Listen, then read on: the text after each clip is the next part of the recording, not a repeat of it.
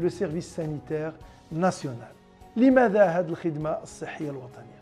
أولاً للتوزيع العادل والمتكافئ ديال الموارد البشرية على حسب الخريطة الصحية، وتكون تكافؤ الفرص حتى المهنيين من أطباء وممرضين في التوزيع ديالهم.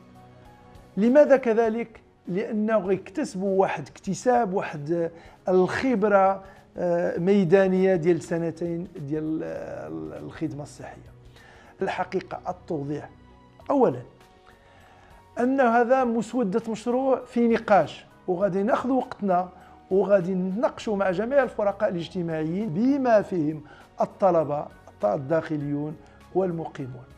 ثانيا أنه الأطباء والناس اللي غيمشيو يمارسوا في المناطق النائية وفي القرى غادي يبقى عندهم السالير ديالهم.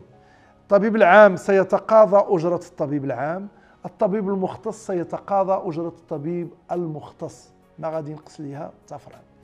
ثالثا أنه هاد الناس اللي غيمشيو يخدموا في المجال القروي غتكون عندهم تغطية صحية. حنا منذ بضعة أيام خرجنا لوجود تغطية صحية للطلبة، وعما قريب إن شاء الله تكون المهن الحرة والمستقلة.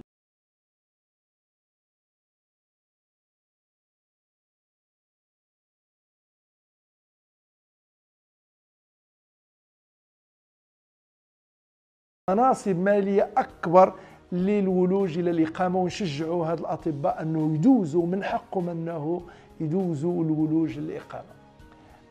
خامسا أنه هاد عامين اللي غيدوزوها في الخدمة الوطنية الصحية الوطنية تحسب لهم في الأقدمية للترقي والتقاعد.